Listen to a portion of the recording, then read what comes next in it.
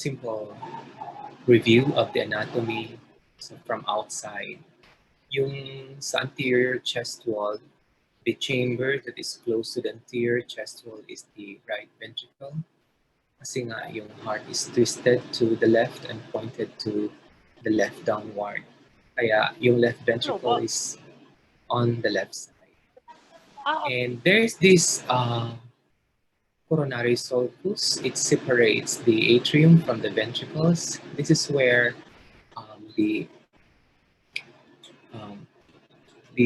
ano siya, that's where most of the arteries and veins passes through, okay? Especially the right coronary artery. Now, we also have this interventricular groove. It separates the right and the left ventricle. That's where also most of the arteries and veins will pass through, especially the left anterior descending artery. We have three vessels that drain into the coronary artery, into the right atrium. That's inferior vena cava, the deoxygenated blood from the abdomen and lower extremities. We also have the superior vena cava.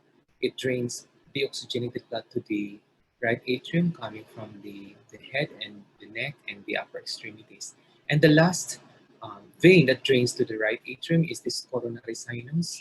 It's a collection of blood that has been used by the atrial and the ventricular cells. Okay, so we have four pulmonary veins that drains into the left atrium. Actually, dapat 5 yan. Most of the population 5 because we have 3 lobes in the right lung and 2 lobes in the left lung. So dapat bawat lobe merong isang vein. Pero yung iba nag-unite, kaya nagiging 4 lang yung pulmonary veins. Pulmonary veins drains oxygenated blood into the left atrium. And finally, we have the pulmonary trunk, and it exists in the right ventricle, and it drains into the lungs para yung deoxygenated blood will be oxygenated. And then the aorta is the pinaka-largest vessel that exits from the left ventricle, and it gives off oxygenated blood to be distributed to the rest of the organs. Okay? Hindi yan lalabas sa exam. Kasi this is not anatomy, this is physiology. Just a simple review of the anatomy. All right. So there's that circulatory pump, meaning to say the blood is just flowing because there is the ventricles that contracts and pushes or generates pressure to push the blood in the vessels. We have the pulmonary circulation. That's the right ventricle contracting so that blood will go into the lungs. And we also have systemic circulation. That's the ventricles contracting to eject blood and distribute to the rest of the body. Okay, so mostly pag sinabi natin pulmonary circulation, deoxygenated blood yan. Pag sinabi natin systemic circulation, more on oxygenated blood. All right, so cardiac muscles has a single nucleus and are joined end-to-end at structures which are called the intercalated disc. Over here, let's magnify that. Ito na siya. And so there are desmosomes in the intercalated disc as well as these myofibrils that it strengthen the connections of cardiac muscle cells. So let's magnify that even more. There's that gap junctions, yung mga butas or holes. This allows rapid electrical spread of action potentials, and that's why the myocardium acts as a syncytium. Of course, hindi lang myocardium, kasi kasama na yung atrial cells. It acts as a syncytium. Ibig sabihin, you just have to stimulate one myocardial cells and the entire chamber will contract. Kasi gusto natin sabay mag-contract si right and left ventricle, and sabay din si right and left atrium. So mahirap kung magkahiwala yung contraction ni right and left ventricle, and this happens if you have blocks. So magiging problem yan. And then ayaw din nating sabay ang right atrium at saka right ventricle mag-contract. So this happens in third-degree AV blocks. So we will discuss that in the next chapter. So suffice to say that the importance of gap junctions is to allow rapid entry of electrical potentials, and it will spread throughout the myocardium para sabay-sabay mag-contract yung buong cardiac chamber. Alright, there's these T-tubules. Napaka-importanting structure. Para siyang invagination or continuation of the cell membrane, pero para siyang tunnel. It will insert inside the cell. And importante siya because this is a connection towards sarcoplasmic reticulum. The purpose of that is, meron kasi tayong calcium. It's a positive ion. It's coming outside of the cell. 20% of the calcium will enter into the T-tubules towards the sarcoplasmic reticulum, and it will attach to these ryanodine receptors. And from that ryanodine receptors, it will stimulate the sarcoplasmic reticulum to release too much calcium. Kasi ang dami-daming calcium.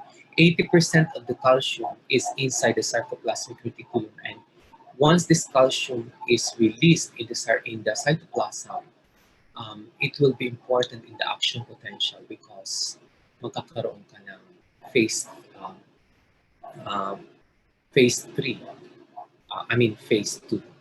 Yes, phase 2. Okay, so take note of that. 20% of the calcium is coming from outside of the cell. It will pass through the T-tubules and it will stimulate the sarcoplasmic reticulum. And 80% of the calcium is in the sarcoplasmic reticulum will be released to the cytoplasm. Kaya if you are asked on a question, galing saan ang calcium? It's coming from, I would say, depende sa statement, but kung ang choices is intracellular or extracellular, I would answer intracellular. And that's because 80% of the calcium is coming from the sarcoplasmic reticulum, which is an intracellular organelle. Kasi yung 20% na calcium, pang ano lang siya, pang stimulate lang siya. So the only way for the calcium stored in the sarcoplasmic reticulum to be released into the cytoplasm is through a calcium ion. So it's like a calcium stimulation, calcium release process. So you need the calcium to open or stimulate the ryanodine receptors. And then once these receptors are stimulated, it will open the channel so that calcium will be released from the sarcoplasmic reticulum into the cytoplasm. This is an important information na kailangan yung tandaan. Alright? So calcium is needed for contraction. Kailangan mo ng contraction coupling and all the power stroke. Kailangan mo yan ng calcium. And that calcium is coming from the sarcoplasmic reticulum, which is intracellular. So yung 20% na pumasok sa calcium, hindi siya masyado makakatulong sa contraction ng myocardial cells. Ano lang siya, pang-stimulate lang ng sarcoplasmic reticulum to open. Right? I hope that is clear. Yes, so let us now go to the action potential. As a first year, ito yung tinuturo namin sa inyo. Kailangan nyo itong pag-aralan because this will really come out in your exam. And so, bawat phase, kailangan nyo siyang pag-aralan. So, resting membrane potential, ano yon? Pag sinabi nating resting membrane potential, wala pang nangyayari, resting pa lang tayo. There are a lot of sodium outside the cell, there are a lot of calcium outside the cell. There will be potassium channel also inside the cell. Maraming calcium in the sarcoplasmic reticulum, but it's enclosed in the sarcoplasmic reticulum kasi hindi siya makakatulong sa positivity or negativity kasi nga enclosed siya doon. So there are a lot of potassium inside the cell, pero although potassium is a positive ion, take note of that, it's a positive ion, pero napakadaming negative ion inside the cell. We have phosphates, we have all the proteins that are negative inside the cell. Kaya yung potential ng intracellular is very negative. It's like negative 80 to negative 70 to negative, sabihin na lang natin negative 80, right? Para lang pare-parehas tayo. So it's negative 80. So sobra siyang negative. Okay, that's the resting membrane potential. where potassium is inside the cell and sodium ions are outside the cells. Okay, when there is a stimulus, the sodium channel will open. So once the sodium channel are open, it will cause sodium ions to enter. And take note that sodium is positive. So when sodium enters into the cell, it will create positivity inside the cell. So anong ibig sabihin? From negative 80, habang pumapasok yung sodium channel, magiging negative 50, negative 20, hanggang 0, hanggang positive 10. So naging more positive siya. So that's the entire process in phase 0. Okay, so again, this is the resting membrane potential, negative 80, and then sodium channel will open so that sodium will enter into the cell. It's a positive ion, it will bring positivity. Kaya tataas siya up to positive 10. After that, the sodium channel will close, and that's why there's this mild drop. Okay, there's that mild drop, but what will really happen is that the potassium channel and the calcium channel opens. Okay, we are on phase 1. Mabilis ba? Okay, so phase 0 is the upstroke of the action potential, upstroke. So from negative, dito sa kanya, negative 90 siya eh. So because it's a positive ion, it will be more positive, meaning negative 60, negative 40, negative 20, 0 hanggang positive 20 pa siya.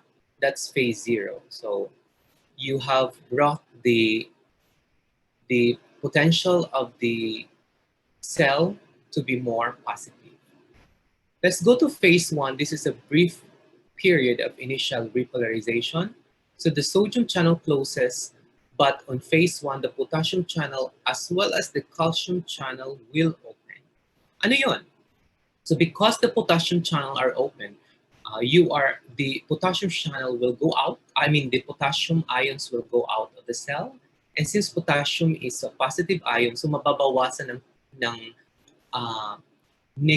positivity yung inside the cell. So from, let's say, positive 20, mababawasan siya magiging, let's say, positive 10. So nabawasan siya ng positivity. Okay? So kahit lumalabas yung potassium outside the cell, sobrang daming lumalabas ng potassium channel outside the cell. But this is the time that the sarcoplasmic reticulum is releasing too much calcium in the cytoplasm. Take note of that.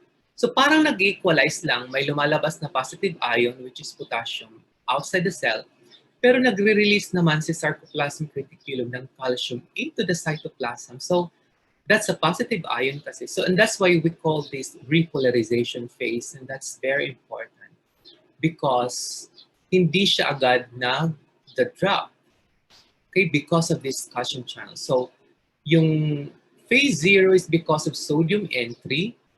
Phase 1 is because of closure of sodium channel, but more importantly, because of the opening of potassium and calcium ions. All right? So there is that sudden drop of positivity. But phase 2, what's important here is the opening of the sarcoplasmic reticulum or the release of calcium from the sarcoplasmic reticulum, and this maintains the plateau phase of the action potential. All right? So once the sarcoplasmic reticulum has released too much calcium, it will close. It will close. So once the sarcoplasmic reticulum has stopped draining calcium into the cytoplasm, the potassium channel are still open in phase 3. So potassium ions are going out of the cell, and that's why the positivity will be much decreased to even negative 20, negative 40, negative 60, back to its potential, which is negative 90 previously. All right? That's phase 3. So, hindi pa tayo nasa resting membrane potential. Huh? Hindi pa tayo nasa resting membrane potential. So, phase 4 is the resting membrane potential. This time, sa phase 3 kasi kahit back to the negative 80 ka na, pero the potassium is still outside the cell and the sodium is inside the cell, right? Hindi pa sila nailabas. So you want to bring back the normal milieu inside the cell, and that's phase 4. So this time, the sodium potassium pump. Have you heard about that? Sodium potassium pump will be activated, and that's the purpose of the sodium potassium pump. It's a pump because you want to pump sodium, which is inside the cell, out. Eh maraming sodium doon sa labas. So hindi siya like mag-flow lang through gradient. It has to flow through a pump. You need energy to that. Parang itatapon mo siya palabas. So you are pumping sodium outside the cell. That's why you are needing or you're using up energy, which is ATP. That's why it's called a sodium potassium ATP pump, because in that pump you are using an energy, which is ATP. So sodium will be expelled outside the cell, while at the same time potassium will be drawn or pumped inside the cell. So here in this resting membrane potential, your potential electrical is about negative 90 millivolts, but you have brought back the normal milieu, which is more sodium inside, more sodium outside the cell, and more potassium inside the cell. So that's the difference between phase 3 and phase 4. Nakuha niyo ba yun? Phase 3, pwede kang negative 90 din millivolts, but there are more potassium outside the cell and more sodium inside the cell. While in resting membrane potential, which is phase 4, that's negative 90 or negative 80. But this time, nasa labas si sodium at nasa loob si potassium. So most students nagkakamali about sodium potassium ATP pump. Akala nila the sodium potassium ATP pump act on phase 0 kung saan pumapasok si sodium inside the cell. That's wrong. Yung nag-o-open dito is the sodium channel lang, not the sodium potassium ATP pump. So take note of that. All right. Phase 2, what is important here is the calcium ions that are being released. Now take note, galing saan si calcium? It's not coming from outside of the cell, but coming from sarcoplasmic reticulum being released into the cytoplasm. So it's an intracellular organelle. And therefore, in phase 2, the calcium is coming intracellularly. Understood? All right. I hope that is clear because this is very important from phase 0 to phase 4, which is the resting membrane potential. Okay? Any questions so far? Nahiya pa? It's okay. Okay. So there is something we call as a refractory period, and it's divided into two, absolute and relative. Pag sinabi mong absolute, ito yung period na kahit anong gawin mo, no other action potential will be, paano bang term yan? Walang mangyayari. There will be no action potential, another action potential that will be produced because it's in an absolute refractory period. Even if you stimulate a myocardial cell, it will not contract because it is in an absolute refractory period. All right? But when we say relative refractory period, ito na yung medyo papunta ka na sa phase 3, at the end of phase 3, doon sa repolarization phase.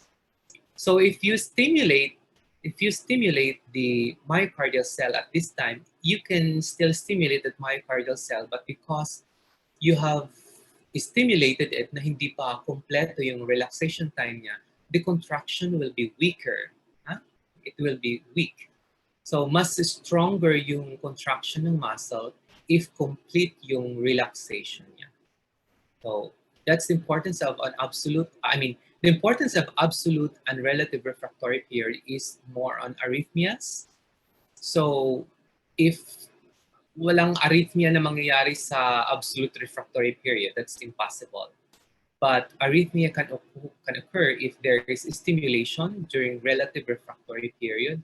And that's why there can be premature atrial contraction or premature ventricular contraction or even ventricular tachycardia or fibrillation if you stimulate a muscle during a relative refractory period. Okay.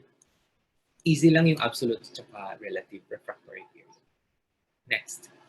I have already explained this, pero let's just try to explain a little bit more about these calcium channels. So zero, in phase zero, yung sodium channel opens, but at the same time, there are what we call as L-type calcium channels that are also open.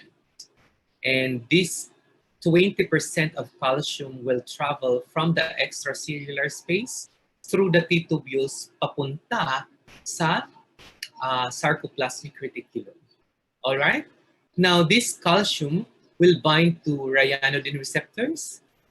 Once it has bind to these ryanodine receptors, it will stimulate opening of the calcium channels so that the calcium channels in the sarcoplasmic reticulum will open, and then flow of calcium will go into the cytoplasm, and it will now cause contraction of the myofibrils. All right? So take note of that. This is a very important information. Calcium, 20% of the calcium during phase zero will enter through we call L-type calcium channels. And the purpose of this is just to stimulate the sarcoplasmic reticulum so that 80% of the calcium will be released into the cytoplasm to be needed for contraction of the myocardial cells. Am I clear? Okay, next. Kailangan ko na sigurong sabihin at this point in time. So, there is what we call circa. Nakikita niyo ba tong circa na to? This circa, after the 80% calcium has been used for contraction, ibabalik niya yung calcium into the sarcoplasmic reticulum. Parang i-recycle niya. So it's a pump because there are a lot of calcium inside the sarcoplasmic reticulum. So parang gagamit siya ng ATP, ipapump niya pabalik sa sarcoplasmic reticulum. So yun yung pump. Para nakatipid ka. So hindi ka naglalabas ng calcium kasi gusto mong magtipid lang for the next contraction. So napakagaling ng mechanism na to. So after the calcium, 80% calcium has been released into the cytoplasm, it will be reabsorbed immediately back into the sarcoplasmic reticulum to be stored and be used for the next cycle. Samantalang yung 20% calcium will go out again, palabas. Di ba may pumasok kaninang 20% during phase zero, may pumasok na calcium? That 20% of calcium will be expelled out again into the cell through the sodium-calcium exchanger. Take note of that. So it's an exchanger, meaning dalawang sodium pero tatlong calcium ang lalabas. Sobrang daming calcium ang lalabas, konting sodium lang ang papasok. That's the way or the process for the calcium, the 20% calcium, to be extruded out. Did you get that? Or sobrang mahirap ma-process? Sabihin, di ba kayo nagtatanong, Doc, paano siya nailalabas yung calcium? Marami din namang calcium outside the cell. So is it a pump? Does it need energy? Yes, it needs energy. But the problem with this sodium-calcium exchanger, it's not able to produce its own ATP. Hindi siya nakaka-produce ng sarili niyang ATP. Kaya sila magkatabi dito sa sodium-potassium ATP pump. Because the ATP that is produced in the sodium-potassium ATP pump, yung isa nun ay gagamitin ng sodium-calcium exchanger. Parang makikihiram lang siya. So yung sobrang ATP ni sodium-potassium ATP pump will be used by the sodium-calcium exchanger. All right? So let me differentiate the function of a sodium-potassium ATP pump with that of sodium-calcium exchanger. The purpose of sodium-potassium ATP pump is to bring out sodium outside of the cell while you are bringing in potassium na lumabas outside the cell into the cell. Yung sodium-calcium exchanger, the purpose of this is to bring out 20% of calcium, pero merong sodium na pumapasok din. So somehow, meron pa rin nakakapasok na sodium kahit sa phase 4. It's not like a zero all sodium is going out. That's false, because there are a little bit of sodium that is going inside the cell during phase 4 or resting membrane potential.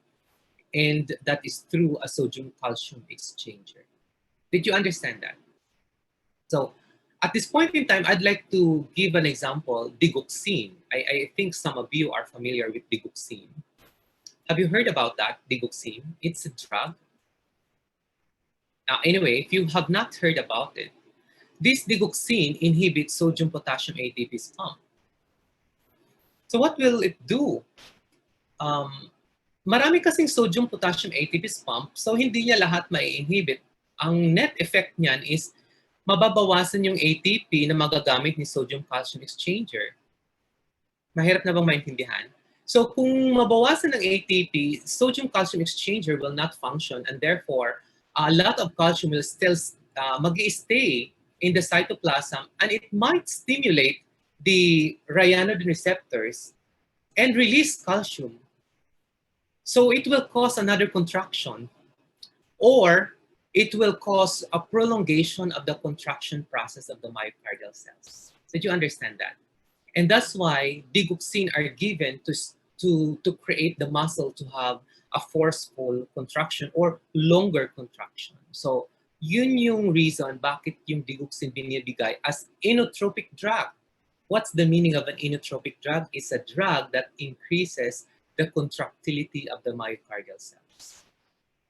But the explanation behind the process of the effect of digoxin is medyo hindi alam ng lahat ng doktor. And I'm sure, hindi na mutan nyo yung process na to. This is like a beautiful process to me, pero hindi ko alam kung ganun ka-interesting sa inyo. Okay?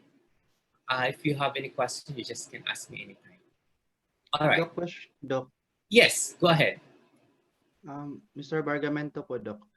Hi. Doc, during the sodium potassium ATP, Doc, di ba ATP ato ginagamit for releasing of sodium outside. So after ATP, Doc, maging ADP na hiya, di ba?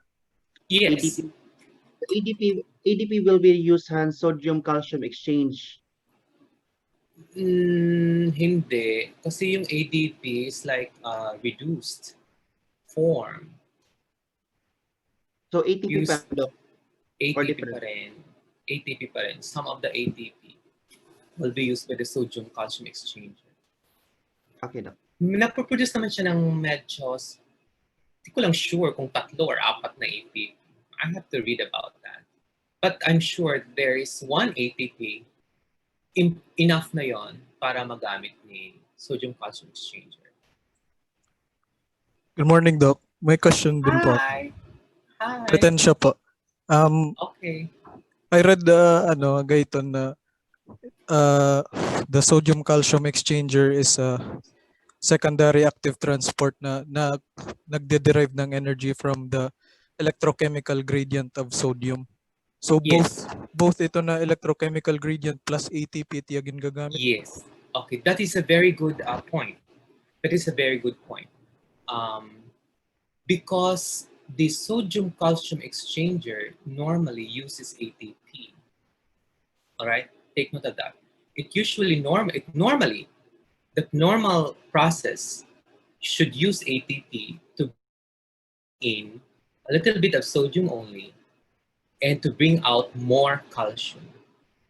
But there's another way for it to function, and it's through this, if there's a lot of sodium outside of the cell, let's say hypernatremic yung blood, sobrang dami ng sodium outside the cell, it will create a gradient, meaning sobrang taas ng sodium outside the cell, mababa yung sodium inside the cell. It will create a gradient so that this channel can create or allow the sodium to pass through inside the cell.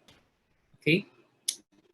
And this is another pathophysiology for myocardial infarction. Because if there's a lot of sodium inside the cell, the normal milieu of resting membrane potential is affected. Kasi di ba dapat yung sodium is outside of the cell during resting membrane potential? It should not be inside the cell because it's a positive ion. And so if there are a lot of sodium inside the cell, it will bring the negative 90 to, let's say, negative, sabi natin negative 40. So more positive siya. Nagets niyo ba? More positive siya. And pangit yun because the resting membrane potential is more positive. Ibig sabihin, you just need a little bit of stimulation. Malapit na siyang ma-depolarize, mag-contract. And this is a pathophysiology of arrhythmias or irregular heartbeat. And that's why we are giving medicines to counteract this too much sodium. There have been new drugs that has been discovered and been released since 2015 to counteract the sodium-calcium exchanger. Yung too much sodium inside the cell. Thank you for that point. And so meron kaming mga bagong drug, let's say, ano bang term ng drug na yun? Nakakalimutan kong hugutin ngayon. I'll tell you later, pag maalala ko. Sorry ha, baka may mga madrep dyan. Ranexang brand name.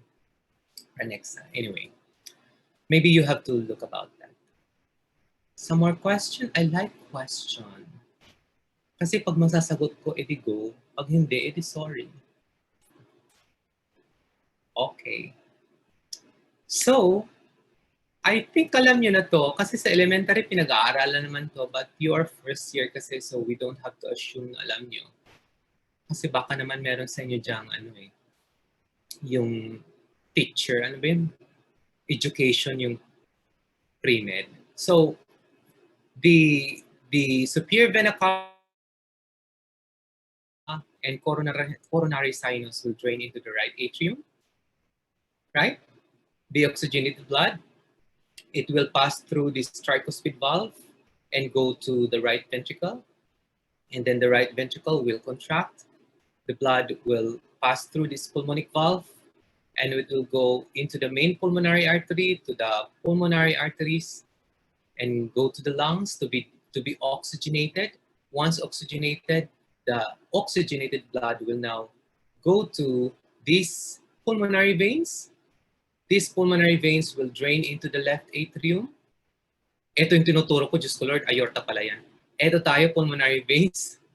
So pulmonary veins will drain into the left atrium and the blood will now pass through the mitral valve and oxygenated blood will go to the left ventricle. Once the left ventricle will contract, it will pass through this aortic valve and then the oxygenated blood will now go to the aorta and be distributed to the rest of the organs of the body. This is adult circulation. So magkaiba sa fetal circulation and it's not going to be our topic because this is adult physiology. All right? Importante yung alam nyo because medyo baka maguluhan na kayo sa susunod na phase. Okay? We have 4 valves. The 3 valves are tricuspal or tri-leaflet, meaning tatlo. Isa lang yung naiiba, mitral valve. Kasi it's made up of 2 leaflets lang. So, the mitral valve, meron ka lang anterior and posterior mitral leaflet. While the rest, tig-tatlo na. Let's say tricuspid valve, meron yung anterior, posterior, and superior leaflet. Pulmonary valve, tatlo din yan. And aortic valve, tatlo din yan. So, lahat tricuspal or tri-leaflet, isa lang yung dalawa, which is mitral valve. So, mitral and tricuspid valve, we call it atrioventricular valve. And that's because it's between the atrium and the ventricles. Pulmonary and aortic valves are called valves. Kasi sabi nila mukha daw yung shape na parang lunar eclipse, whatever. Para daw moon yung itsura. So, semilunar valves yung tawag. Alright? Dapat ang proper term yan is ventriculoarterial valve. Pero napakahirap ng palitan kasi yung mga artista ng mga doktor ng mga 1900s, tinawag na siyang semilunar valves. So, in respect to our previous mentors, tinawag na natin siyang semilunar valve. So, but the proper term should be an ventriculo-arterial valves. Agree ba kayo? It's because it's between the ventricles and the major arteries, which are the main pulmonary artery and the aorta. Okay? So, tama yung term ng mitral and tricuspid valve. It's a atrioventricular valve. Pero medyo mali yung term ng aortic and pulmonary valve kasi ang tawag sa kanila is semilunar valve, but it should have been ventricular arterial valve. Anyway, you have to understand that the opening of the valve is not mechanical. Anong ibig sabihin nun? There is no muscle that contracts to open the valve. I hope you understand that. Merong papillary muscles yung mitral and tricuspid valve.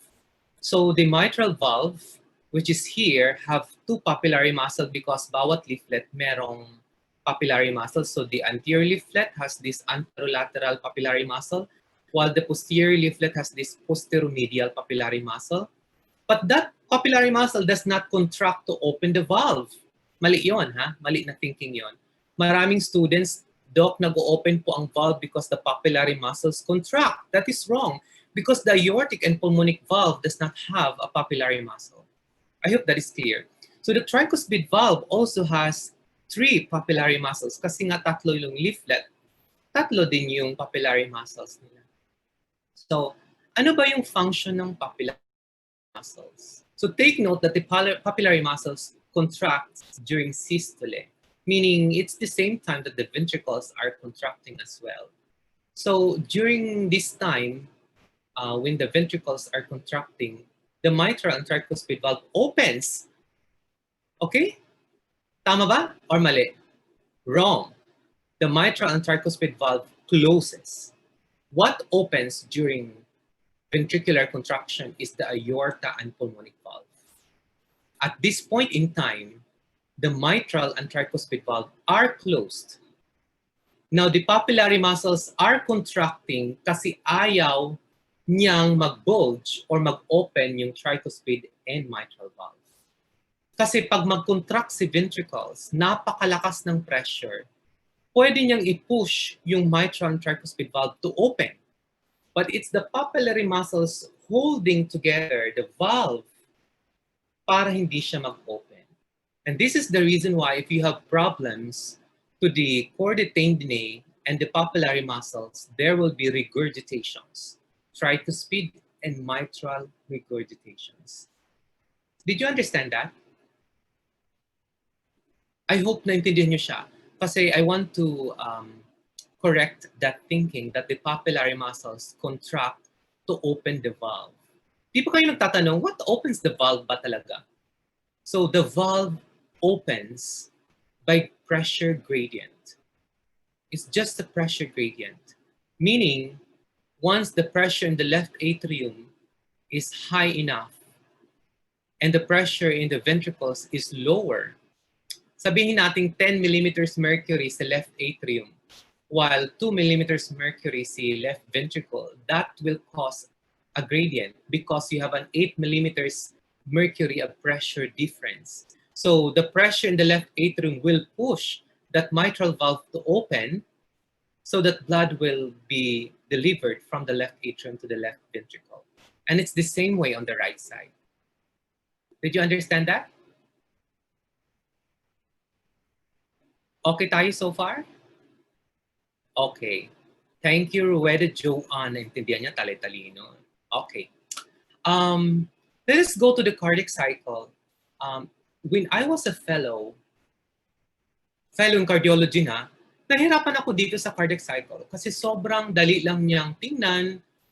Parang pag in-explain ng professor, parang okay, yes po, naintindihan po namin. Pero pagdating sa exam, sobrang hirap niya. Nahihirapan ako sa exam. So imagine nyo, cardio fellow na ako nun. Pati nga ngayon na cardiologist na ako, medyo mayroon pa akong kailangan matutunan every time nagbabasa ako. So let's go to the basics. Systole, diastole. When you say systole, this is contraction of the right and left ventricles. When you say diastole, this is relaxation of the right and left ventricles. Clear? There is also contraction of the right and left atrium, but we don't call it systole. We call it, you have to specify atrial systole, meaning na-contract si right and left atrium. Pag mag-relax si right and left atrium, you have to specify atrial diastole. Klaro? Pero pag sinabi mo lang systole, it's clear by definition that we mean contraction of the right and left ventricles. And this is the same phase where the right and left atrium relaxes, or atrial diastole. When we say diastole, this is ventricular relaxation. And this is the same phase where the right and left atrium contracts, or atrial systole. Nakuha niyo yun? Okay. At this point in time, I'd like you to look at systole. Because systole is 0.3 seconds only, while diastole is 0.5 seconds. Mas mahaba si diastole, right? This is an important information. Mas mahaba si diastole, mas maikli si systole. Mas importante si diastole kesa sa systole. If you ask me as a cardiologist, diastole is more important to me than systole. Why is that? The diastole phase is divided into 4 phases, while systole has only 2 phases.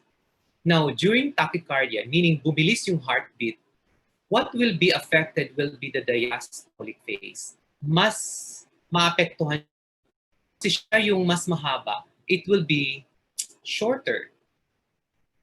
Nagigets nyo ba yung problem na yon? Ayaw namin yon as a cardiologist. For example, if the patient has myocardial infarction or nag-heart attack yung patient, and you shorten the diastole, ayaw namin yon. Pag nag-tachycardia ang isang pasyenteng nag-heart attack, ayaw namin na nagtatakycardia because the diastolic phase will be shortened. And the reason behind that is because myocardial perfusion, or the blood in the coronary artery, is perfused during diastole. Naintindihan niyo ba yon? Hindi during systole. The myocardial cells receives blood during diastole. It does not receive blood during systole. Because during systole, the ventricles are contracting. Paano ka naman makakapag-drain ng blood from the coronary artery into the myocardial cells? Mataas ang pressure in the myocardial cells because it's contracting. And remember that the flow inside the coronary artery is just pressure directed, meaning from higher pressure to lower pressure. So blood from the coronary arteries cannot drain into the myocardial cells during systole because there is a high pressure in the myocardial cells. Whereas during diastole, the ventricles relaxes. The pressure in the ventricles or in the myocardium decreases, and that's the time that the coronary arteries will be perfused and can perfuse into the myocardial cells. So therefore, during the tachycardia, if you shorten diastole, you shorten the time for the myocardial cells to receive blood. Di ba nag-heart attack na nga siya? Meron na ngang ischemia or decreased blood supply, plus you shorten the time for it to receive blood, mas ma-aggravate mo yung myocardial infarction. Did you understand that? Okay. So that's the reason why we are giving beta blockers or pampahina ng heartbeat. So we want to lower the heartbeat in a patient with myocardial infarction because we want to prolong the diastole. We want the myocardial cells to be perfused with more blood. All right? So systole is ventricular contraction, 0.3 seconds. Diastole is ventricular relaxation, 0.5 seconds. Okay, in order to the cardiac cycle, we have to dissect it one by one, each by each. So the diastolic phase, I said, has 4 phases. One is ventricular relaxation time, isovolumic relaxation time. This is the phase wherein the ventricles relaxes, both the aortic valve and the mitral valve are closed. So I will just try to discuss on the left ventricle, but this is the same with the right ventricle, meaning Both the tricuspid valve and the pulmonic valve is closed. Para hindi lang tayo magulo, dito lang tayo sa left para lang mas madali i-explain. Okay, so during isovolumic relaxation time, this is the first phase of the diastole. The ventricles will relax, but both the aortic valve and the mitral valve are closed. So the purpose of this is just to decrease the pressure. Kasi yung pressure from 120 millimeters mercury, the pressure in the ventricles has to decrease up to 2 millimeters mercury or to even 0 millimeters mercury. So sobrang drop from 120 to less than 10 millimeters mercury. Naintindihan niyo ba yon? The entire purpose of isovolumic relaxation time is just to decrease the pressure in the ventricles lower than 10 millimeters mercury. Bakit, Doc? Bakit below 10? Because you want the pressure to be lower than the left atrium. The pressure in the left atrium is about 8 to 10 millimeters mercury, and so you need the pressure in the ventricles to be lower than that, up to 2 millimeters mercury perhaps, or even 0. Okay? But there is no change of volume. Kung ano man ang natitirang blood inside the ventricles during isovolumic relaxation time, it will not change because both the aortic valve and the mitral valve are closed. Am I clear on that? Isovolumic, meaning same ang volume. Isovolumic, same ang volume. Relaxation, meaning the ventricles relax. So during isovolumic relaxation time, the ventricles relaxes, the pressure from 120, for example, decreases to less than, let's say, 5 or 2 millimeters mercury. So the entire purpose of isovolumic relaxation time is to decrease the pressure, lower than the pressure in the left atrium. Let's go to the second phase of diastole. Nakuha nyo na ba yun? Second phase of diastole is we call as rapid filling. Ano yung rapid filling? The second phase is rapid filling. This time, the pressure in the ventricles is 2 millimeters mercury, while the pressure in the left atrium is about 10 millimeters mercury. So you have an 8 millimeters mercury difference. So the pressure in the left atrium is now higher than the ventricles, and this will cause the mitral valve to open so that blood will gush. Wow, term talaga. The blood will be drained from the left atrium into the ventricles. That's rapid filling. 80% of blood in the left atrium will be drained into the left ventricle during rapid filling. Did you understand that? Okay? Okay pa so far? So, pag ma-drain na ni left atrium, habang dinidrop na yung blood to the left ventricle, tataas ng tataas ang pressure ni left ventricle because it is being filled by blood. More volume means an increase in pressure as well. So from 2 millimeters mercury, tataas siya to 4, to 6, to 7, to 8, to 10. Alam, magpaparehas na sila, no? Hindi naman 10, no? Parang habang, mali pala. So from 4, mababawasan din si left atrium, magiging 8 din siya. Tama? Kasi nababawasan siya ng blood. So naging 6 na si ventricles, parehas na sila, magiging 6 millimeters mercury na sila. Did you get that?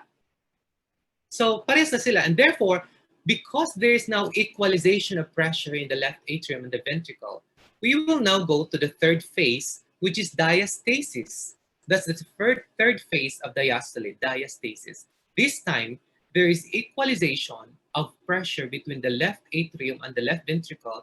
The mitral valve will start to close.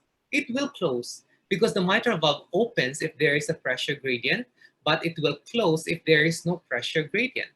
So, it opened during rapid filling, but during diastasis, it will try to close. The mitral valve will try to close. Diastasis. And therefore, the flow of blood from the left atrium to the left ventricle will be minimal. Only 5% of blood will be able to flow kasi nga nag-equalize na yung pressure.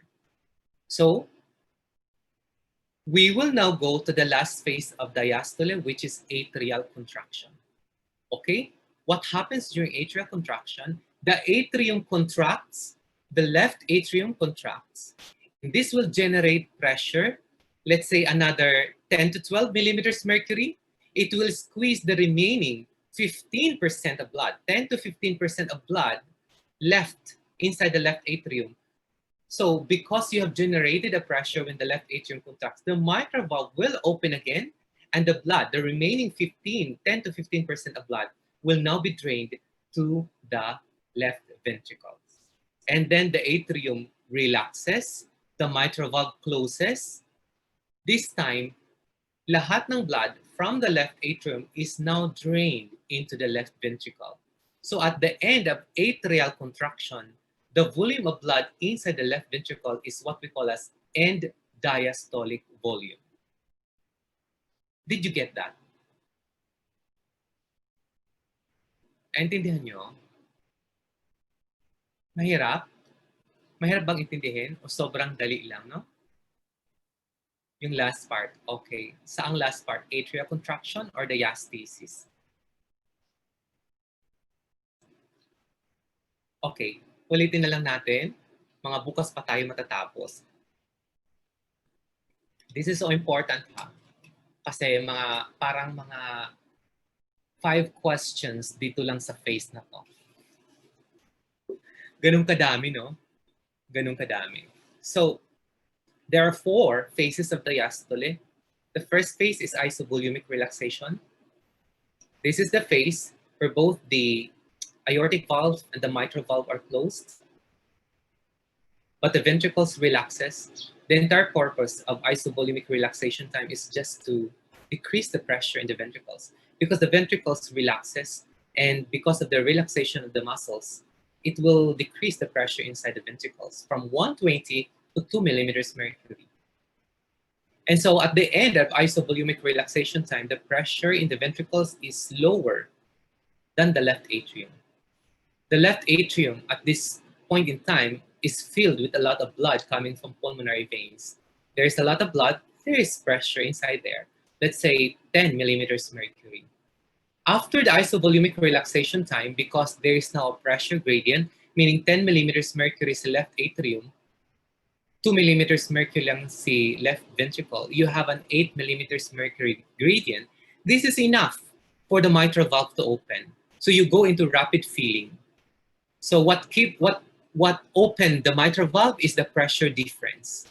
Okay, the pressure difference of 8 millimeters mercury will push the mitral valve to open, so that 80% of blood from the left atrium will be drained to the left ventricle. That's rapid filling. Kaya yung term niya, rapid filling, kasi sobrang ibabagsak niya, torrential yung blood that will be drained from the left atrium into the left ventricle. 80% of blood. 80% of the blood in the left atrium will be delivered into the left ventricle. But as you are filling the blood into the left ventricle, there will be equalization of pressure between the left atrium and left ventricle. And we go to the third phase, which is diastasis. So yung diastasis is the phase of diastole, wherein there will be equalization of pressure between left atrium and left ventricle. And so the mitral valve will start to close. And so the flow of blood in diastasis is about 5% only. Konti lang. Kasi nga, the pressure gradient is so small. The pressure difference is so small, and that's why the flow is also small. However, before the end of diastasis, the atrium will contract. So it generates pressure. So the mitral valve will again open, and then the remaining 10 to 15% of blood inside the left atrium will be drained into the left ventricle.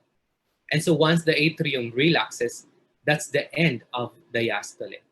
So the volume inside the ventricle at the end of diastole is what we call as end diastolic volume. And that's about ilan ba? 100 ml? 80 to 120 ml? Sabihin na lang natin 100 ml yung na-drain into the left ventricle at end diastole. We shall now go to systole.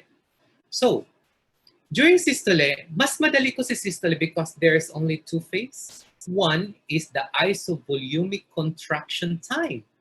So from the term isovolumic, there's no change of blood.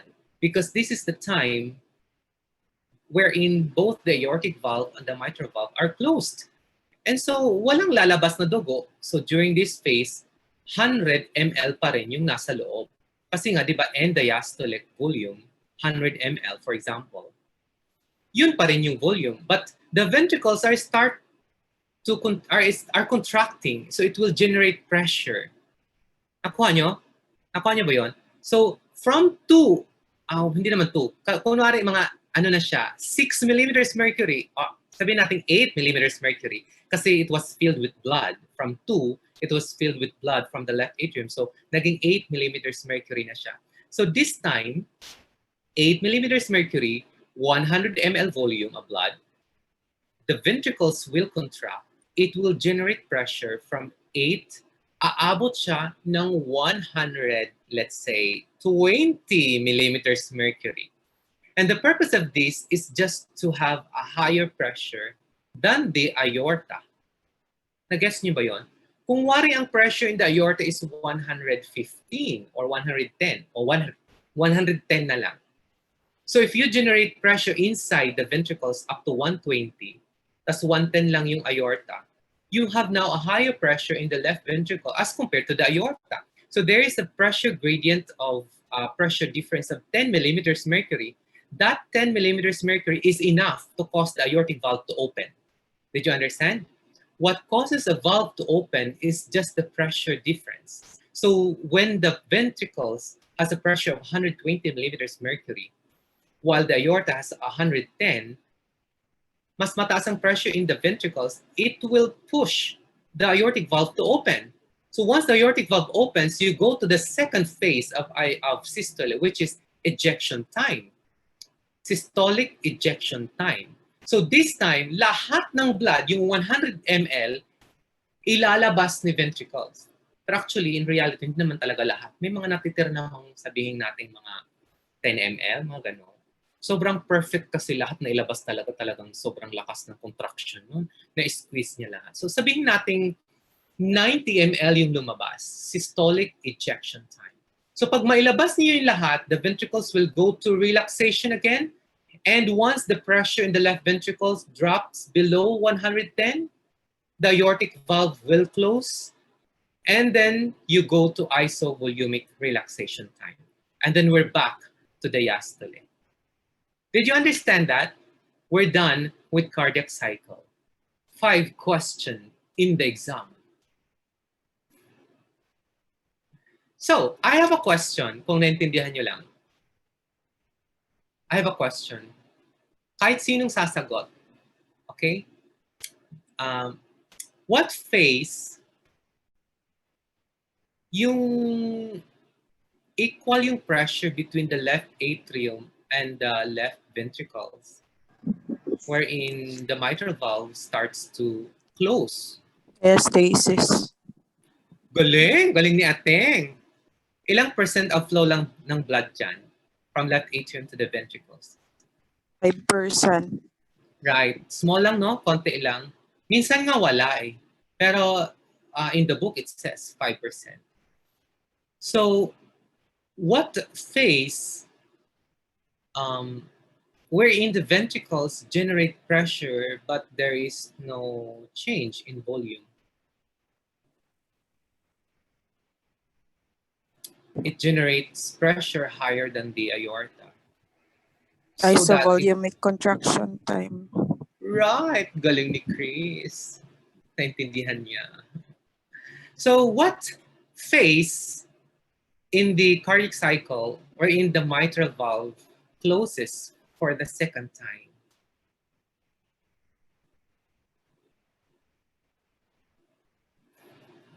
Hirap ba? The mitral valve kasi opens.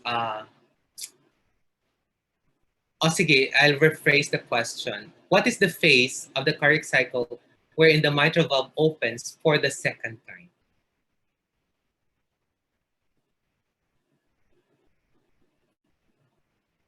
Atrial contraction.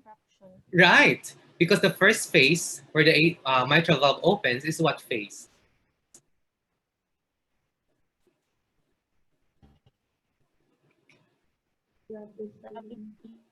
Phase 2. Feeling ba, Doc? Tama! Rapid feeling, rapid feeling. The mitral valve opens for the first time during rapid feeling and it will open again during atrial contraction. Tama yun. So what phase of the cardiac cycle has the highest pressure in the ventricles? Ejection. Tama si Chu. Systolic ejection. Tama si Chu. Tama ka dun. What phase in the cardiac cycle has the lowest pressure in the ventricles?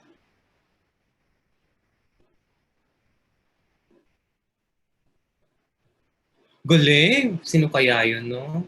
Si Lord ba yun? Si Mother Mary ang sumagot. Thank you, thank you. I think you're good enough. Ganun yung mga questions ko sa exam. I just want you, I just want to check if you understand the cardiac cycle. Okay, let's go to the other phases of the cardiac cycle. I've discussed this already. Oh, what opens the aortic valve?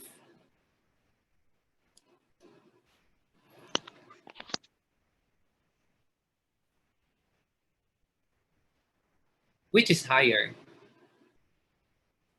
Pressure in the ventricle. Right, right. Ang galing nyo, ang galing-galing nyo. Ang tagal kong maintindihan yan. Resident ako, lalakad-lakad ako habang nag-rounds, di ko naintindihan yan. So dapat naintindihan nyo yan, ha? What opens the valve is not contraction of the papillary muscles, ha? May sumasagot yan. The mitral valve opens because of contraction of papillary muscle. E paano naman mag-o-open yan? Kung mag-contract si papillary muscle, nagko-contract yun during systole, hindi naman during diastole. Nag-o-open naman yung mitral valve during diastole, hindi rin during systole. Did you understand that? Di ba parang bobo lang? Pero di natin sila ma-judge kasi hindi nila alam yun. Pero tayo alam natin. Oh, alam natin yun, ha? Tatandaan nyo yan, ha? Okay, atrial pressure. This is just helping us dissect more what's happening in the right atrium. So, if you put a wire, a catheter wire in the right atrium, and you just try to measure the pressure there, there are 3 humps. Meaning, excuse me po, morning kasi, Diyos ko Lord. So, whenever there's that hump, it means there is an increased pressure inside the right atrium. Tama? So the first hump is because of atrial contraction. That's the time when the atrium contracts, it generates pressure, and so it will be perceived or received by the atrial catheter as an increase in pressure. So letter A, the A wave is because of atrial contraction. Did you get that? The next hump, as recorded in the atrial pressure wave, is because of, during systole kasi, pag nagko-contract sa ventricles, it will generate pressure to the point na it's pushing the mitral valve to bulge into the left atrium. So, parang yung dugo doon na aalog, I don't know, or you're pushing pressure into the left atrium. Kaya nga si papillary muscles is parang hinahawakan nyo ng malakas si mitral valve para hindi talaga mag-bulge. So, that's C wave. Anyway, by the way, if you have mitral valve prolapse, may mga pasyente kasing may mga mitral valve prolapse. Ito yon, dito yun nagkakaroon ng sakit na yan. Kasi yung papillary muscles nahirapan ng mag-pull, kaya nagbabulge na si mitral valve to the left atrium, and we call it prolapse. Okay, so that's C wave. And the final wave is a V wave, and this is because of the blood kasi in the vena cava, superior and inferior vena cava will drain into the left atrium, right? So because of that, draining of blood, you're causing an increase in volume inside the left atrium, and at the same time, because of the increase in volume, increase in pressure. So that's the 3 waves that will come out in your exam. Kahit saan sa exam lumalabas siya. A, touch ka, alam ko mga bata pa kayo, kaya nyo yung ma-memorize. Yung mga thunders kasi, ano na lang, mahirap nang i-memorize niyan. By experience na lang, kaya na memorize na. Alright? Let's go to ECG. The electrical impulse is always earlier than mechanical contraction, meaning you have to stimulate that muscle before it contracts. Alam nga naman nag-contract tas na-delay si nakakaloka, no? Hindi mo pa pinindot yung light, yung ano yan, tawag yan? Yung button para i-press mo yung light. Tapos nag-light na siya, no? Katakot nun, baka may multo. So the electricity should pass through first, or the action potential should travel first. You have to depolarize the muscle first before it contracts. And that's why you have a P wave before atrial contraction. And then you have the QRS complex, which is ventricular repolarization, occurs first before this isovolumic contraction time. And then finally, the T wave is produced before the ventricles starts to relax. So electrical impulse or electrical events always precedes mechanical events. Did you get that? So anong phase makikita ang P wave in the ECG?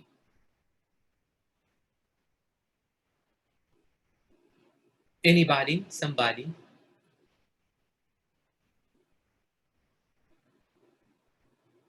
It should be at the end of diastasis, right? You cannot go to atrial systole without P wave or electrical impulse. Tama? Agree ba kayo? Isovolumic relaxation time, rapid inflow, diastasis, atrial systole. So before ka mag-atrial systole, you must have diastasis. And that's where, at the end of diastasis, that's where the P wave is seen. Okay, heart sounds. Wala kayong choice, you have to memorize this. First heart sound is caused by the closure of atrioventricular valve. So kailan ba nagko-close si atrioventricular valve? Anybody? Somebody? Kailan siya nagko-close? Ang hirap, no? Parang kanina, yes po, naintindihan namin. Tapos ngayon, pag tinatanong ka na, shit, kailan ba talaga siya nagko-close? Parang, oh my God, ang hirap intindihin. Diastasis. Diastasis siya magko-close.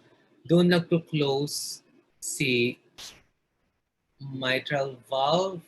Tama naman, pero parang ayoko. Right. Magko-close si aortic valve and the mitral valve. So by the time na nag-start na mag-drop ang pressure ni LV from 120, di ba kunwari ang aortic pressure is 110, 120 magiging 118, 115, tapos 110, 109, 105. So mas mababa na siya sa aortic pressure. The aortic valve will close. Pag mababa na siya sa pressure ng aortic valve, the aortic valve will close. And then mas bababa pa siya. The pressure now is lower than the left atrium. Let's say 2 millimeters mercury. Hindi muna. The aortic valve at that time is closed pa. Kasi hindi pa siya mag-open eh. So isovolumic relaxation time, that's where isovolumic contraction time. Sorry, I was isovolumic contraction time. That's the time where the first heart sound is heard. So, ano ba yung bakit doon ang tinuturo ko? So dito, both the AV valve are closed. So the aortic valve closes at the end of diastole. Oh, at the end of diastole. After atrial contraction, kanina yung sinagot niya, nag-close si mitral valve during diastasis. Hindi pa yun final closure kasi. Hindi pa yun final closure. The aortic valve, the atrium will contract and then it will open again the mitral valve. Once the atrium relaxes, that's the time the mitral valve will finally close. And then by that, you will hear the first heart sound. So the second heart sound, you will hear that at the end or during isovolumic relaxation time. And that's where both the semilunar valves are closed, the aortic and pulmonic valve. So yung third heart sound, normally you can only hear the first heart sound and the second heart sound. But yung third heart sound and fourth heart sound, dapat hindi naririnig. Abnormal yon. What's a third heart sound? The third heart sound is during a rapid inflow. Yung flow of blood from the left atrium to the left ventricle, di ba sobrang dami nun? Dapat hindi mo yung maririnig kasi laminar flow lang yun, meaning normal flow lang. Pero for example, there are cases na sobrang dami ng blood in the left atrium and then it will cause rumbling, parang nagtuturbulence yung flow of blood across the mitral valve dahil sa sobrang dami. You will hear that rumbling murmur and that's we call as a third heart sound. So a third heart sound is heard during rapid inflow. Now, the fourth heart sound naman is also abnormal. It's heard during atrial systole. The contraction of the atrium kasi cannot be heard kasi ano yun parang maliit lang naman na muscle yung atrium. So the contraction of left and right atrium should not be heard. But if the right and left atrium contracts stronger or strongly, maririnig mo yun as S4 and it's heard during atrial systole. So ulit lang natin, first heart sound is during isovolumic contraction or end of diastole or isovolumic contraction time. And then that's the closure of the first and of the ventricle of the mitral and aortic valve. While second heart sound is heard during isovolumic relaxation time or end of systole. And that's the closure of the aortic and pulmonic valve. The third heart sound is abnormal. It's because of turbulence of flow across the mitral and tricuspid valve during rapid inflow. The fourth heart sound is also abnormal, and this is heard when the contraction of the atrium is strong. Okay? As a cardiologist, I have not heard, or I cannot confidently say na I have heard S4, but I have heard S3. Okay, students, residents cannot appreciate S3. Kapal lang ng mukha, no? Cardiologists lang ang nakakapag-appreciate ng S3. So students should be able to appreciate S1 and S2. So when you listen to your heart, you will hear lub-dub, lub-dub, lub-dub, lub-dub. So the lub is S1 and the dub is S2. So dapat maririnig mo yung lub-dub, lub-dub, lub-dub. That's S1 and S2. Did you understand that? Lalabas yan sa exam. Ha? Tandaan nyo yan, ha? Lalabas yan sa exam. First heart sound is closure of the pulmonic valve and the mitral valve. Trolls, trolls po, trolls. Okay? Mga ganun lang kasimple yung tanong. Ha? Pang grade 1 lang. Okay. Next. Okay, let's go to a more details looking at how the volume and pressure changes inside the heart. So if you put a device to measure the volume and the pressure inside the heart, ganito siya lalabas. It's divided into phase 1, phase 2, phase 3, phase 4. Parang V&G lang. Ha? Yung mga taga V&G yan, kaway-kaway. Alright. So ano ba yung phase 1? Phase 1, this is the time wherein the aortic valve and the mitral valve are closed. Tama? Tama? But the left atrium is draining blood into the left ventricle. And so the volume rises up to, let's say, 100 to 120 ml, but the pressure is only minimal. Tingnan mo, sabihin natin from 0 to hanggang 8 lang, no? Siguro 8. Nakita. Okay, so the volume rises, but the pressure minimally rises. Anong phase to ng cardiac cycle? Diastole, no? Buong diastole, sabihin na natin. So phase 1 of the volume pressure curve reflects the diastole from rapid filling towards atrial contraction. Sa phase 2 naman, the mitral valve, ay sabi ko ba dito, closed both yung aortic valve and mitral valve? Dapat hindi, no? Closed lang yung aortic valve, pero open yung mitral valve. Paano naman makaka-feel ng blood, no? It's difficult to feel blood from left atrium to left ventricle if the mitral valve will not open. So ulit lang, sensya na po. Sa phase 1, the aortic valve is closed, but the mitral valve is open, and blood from the left atrium will go to the left ventricle. And so the volume increases up to 120 ml, but the pressure in the left ventricle minimally increases. Sabihin natin up to 8 millimeters mercury lang. We go to phase 2. This time, both the aortic and the mitral are closed, but the ventricles are contracting. So the volume, whatever the end diastolic volume is there, let's say 120 ml or 115 ml, but the pressure rises up to, sabihin natin ilan ba? 100 ml or hindi naman, mga 90 millimeters mercury. So just a little bit higher from the aorta, so that once the aortic valve is opened or pushed, there will be period of ejection. And so the blood will be ejected. And that's why there is a drop of volume from 115 or 120 back to 50 ml. So that's phase 3. Then we go to phase 4, wherein the aortic valve and the mitral valve are closed, but the ventricles are relaxing, and so the pressure drops, but there is no change in volume. Mga 50 ml yung natirang volume inside the LV. So we have end diastolic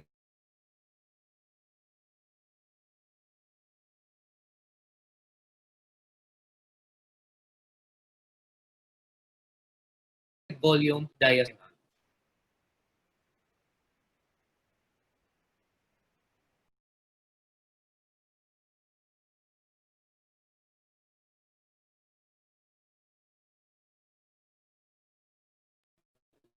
All right. I hope this is clear. Do you have any question on the volume pressure curve? Phase 1, phase 2, phase 3, phase 4?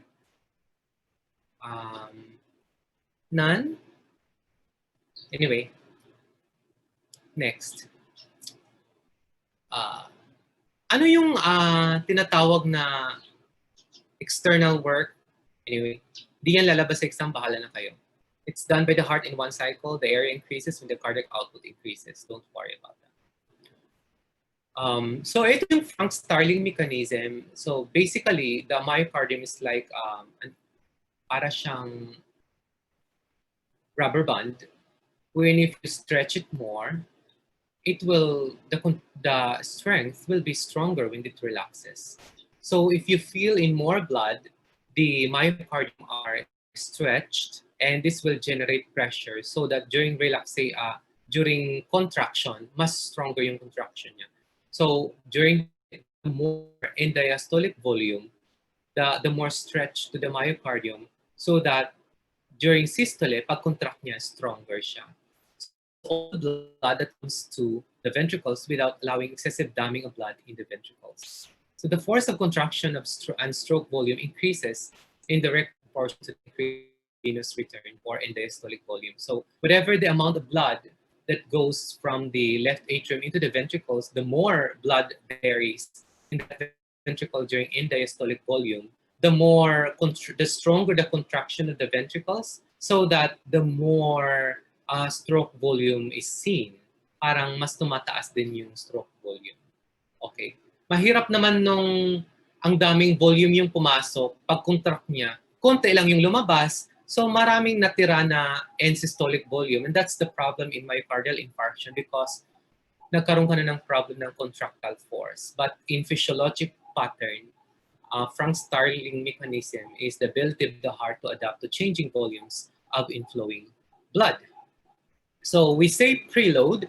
This is the degree of tension in the muscle when it begins to contract, while afterload is the load against which the muscle exerts its contractile force. So to put simply, preload is the amount of blood during end diastolic volume. That's preload. The more end diastolic volume, the more pressure will it generate. Okay. When you say afterload, pag during systole, that's the pressure that the ventricles has to overcome in order to eject blood out of the aorta. For example, if the aortic valve is stenotic, meaning it does not open widely, mas tataas yung afterload, meaning kailangan mas mataas yung pressure na i-generate niya to push blood outside the ventricle. So that's how to simply put it. I don't know kung naintindihan niyo. Preload and afterload. So this is Frank-Starling mechanism. For example, this is the normal volume. If you increase the venous return to 200 ml, take note, tumaas din yung stroke volume. Parang this is a proof that when you increase the end diastolic volume, when you increase the venous return to the left atrium and therefore to the left ventricle, you also increase the stroke volume during systole. I think alam nyo na ba yung stroke volume? It's the amount of blood that goes out of the ventricles in each contraction. That's stroke volume. So whenever there is an increase in end diastolic volume, there is also an increase in stroke volume. This is because of Frank-Starling mechanism. All right. So if you stimulate the myocardium by sympathetic stimulation, meaning a stronger contraction, this time you have not increased the volume, but you have increased the contractility of the myocardium. The stroke volume will also increase, and that's because the myocardium has a stronger contraction, and therefore the ability to eject blood is also stronger, and that's why mas tataas yung stroke volume. So there are other ways to increase volume aside from the normal Frank-Starling mechanism. If there is sympathetic stimulation or there is beta-adrenergic drugs. When you say beta-adrenergic drugs, these are drugs that stimulate sympathetic nerves so that the sympathetic nerves will act on the myocardium to increase contractility and increase the heart rate. And yung in-explain ko kaninang digitalis, I hope na familiar nyo niya siya. Digitalis is an inotropic drug. It will increase contractility of the myocardium by increasing the presence of calcium inside the myocardium. Alam niyo na, calcium is needed for the contraction of the myocardium. So more calcium, stronger contraction. And the stronger the contraction of the myocardium, the higher or the better is the stroke volume. And in the same way, if you decrease the contractility, if there is negative inotropism, such as in hypoxemia, in acidosis, myocardial ischemia, infarction, or when the LV is dilated, bababa din yung stroke volume. Di ba kayo nagtatanong, Doc, sabi mo kanina, Frank-Starling, more in diastolic volume, you dilate the LV, the stronger the volume, the higher the stroke volume. Ano na naman to? Dilated yung LV, bakit bumaba yung stroke volume? Di ba parang opposing siya sa statement kanina? Di ba kayo nagtatanong? So we mean here that the left ventricle is abnormally dilated. So for example, the heart have a cardiomyopathy or nag-MI siya, myocardial infarction. And then the LV is sobrang dilated but the contractility is abnormal. Para siyang rubber band na sobrang lupaypay na stretch o yung pante ng lola mo na sobrang matagal na, sobrang stretch na yung elastic band doon. Kahit gaano stretch mo pa yan, hindi na stronger yung kapit. Yan yung nangyayari when there is ventricular dilatation na abnormal. Let's say ventricular aneurysm or cardiomyopathies wherein the myocardium is dilated and has poor contractility. We're done with the lecture. Time check, 9:32. Yay! Do you have any question?